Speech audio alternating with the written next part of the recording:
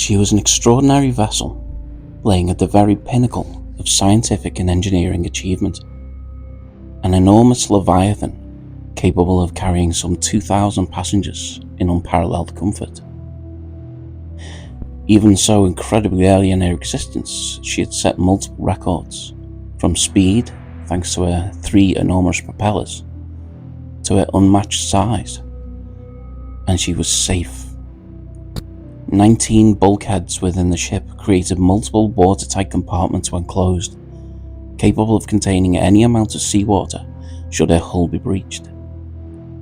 So safe was she that her builders and the press proudly proclaimed her as unsinkable, and so it worried no one on board that she carried the absolute bare minimum number of lifeboats required by law.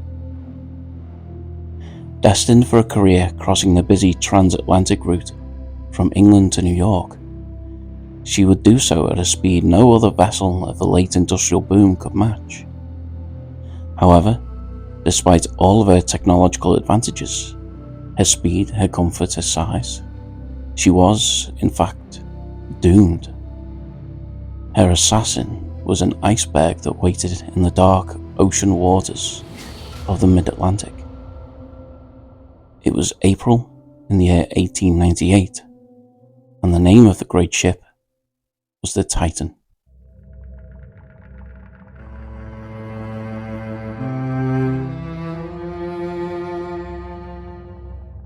The novella Futility, which initially centers around the misfortunes of a particular sailor on board the Titan, was written in 1898 by American merchant sailor and part-time writer Morgan Robertson.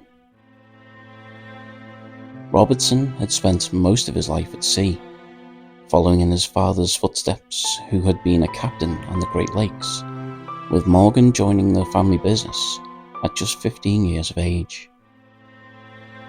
Though he would take on other forms of employment in later years, his experience at sea would give him the opportunity to earn a modest wage as the writer of short sea stories that would often be printed in serial form in magazines and journals. Robertson would pen a plethora of stories. However, his most famous story, written in 1898, would most certainly become Futility.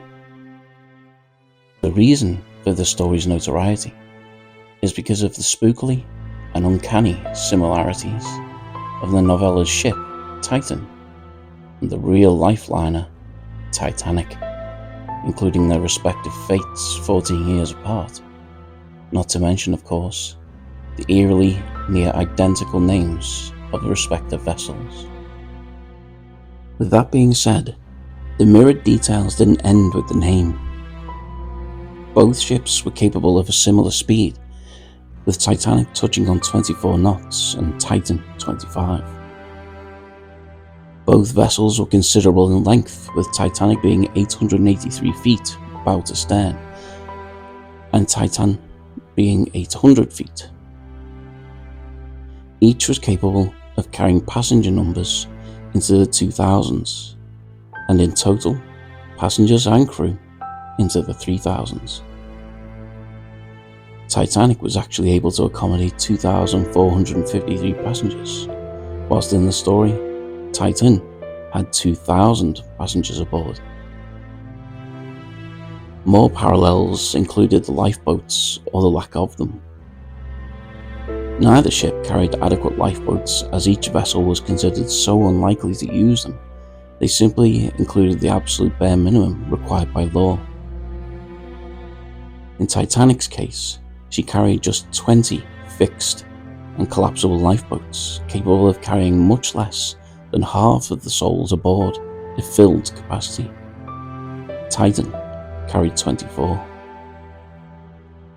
Their respective propulsion came from 3 engines and 3 enormous propellers, often referred to as triple screws. Had Titan been a real vessel, she could easily have been seen as the inspiration for her real-life counterpart.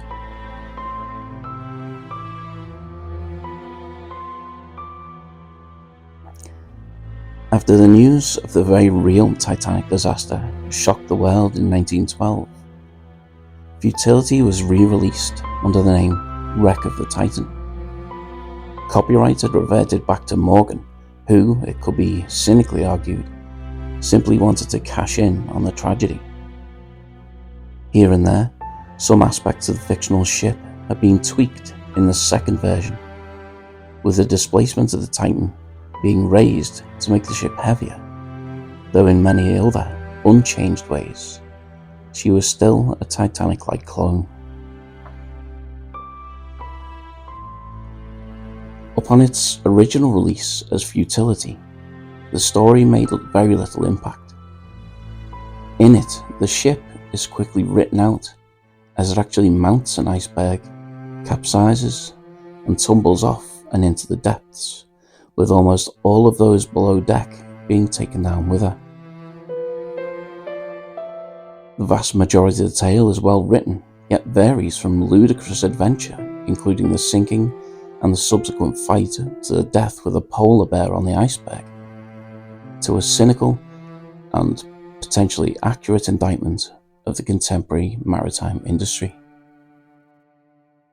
The crux of the tale sees a smaller vessel cut down by Titan, only for a cover-up to take place instead of a rescue, and our anti-hero is put through the absolute ringer by pretty much everyone when he refuses to cooperate. As magnificent as the fictional ship was, it soon gives way to legal and emotional melodrama. Re-released under a more enticing title to a Titanic-hungry public, Wreck of the Titan began to make waves.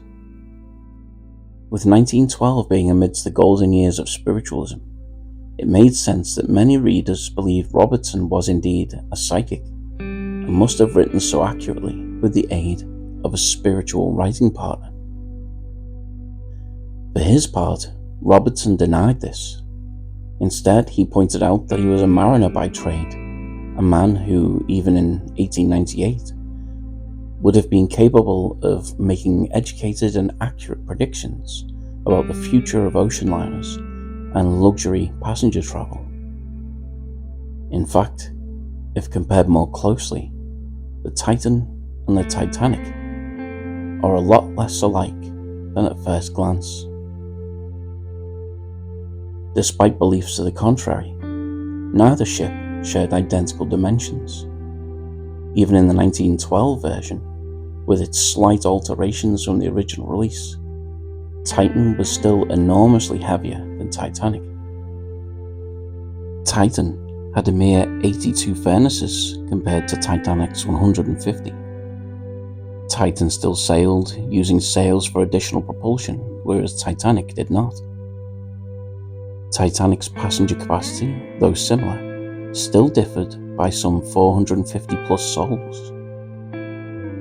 In short, and in reality, Titan and Titanic were not all that alike.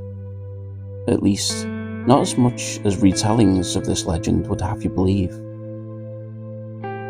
Indeed, some of the similarities that come close have been exaggerated over time by those looking for a conclusively psychic link. Sadly, for those seeking evidence of a Titanic premonition, Morgan Robertson's Futility, or Wreck of the Titan, has tenuous connections at best. I'll leave links in the description below where you can read Robertson's stories for free, as well as where you can even obtain copies. You can investigate for yourself. I'll also leave links to other stories with uncanny connections to the Titanic, including the works and ultimate fate of newspaper editor and writer William Thomas Stead. In the meantime, if you enjoy bite-sized bits of the bizarre, please do give this video a thumbs up and subscribe to this channel. Thank you so much for watching. Please do take care.